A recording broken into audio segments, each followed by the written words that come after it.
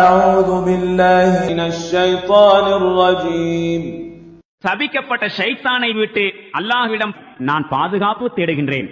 பிஸ்மில்லாஹிர் ரஹ்மானிர் ரஹீம்.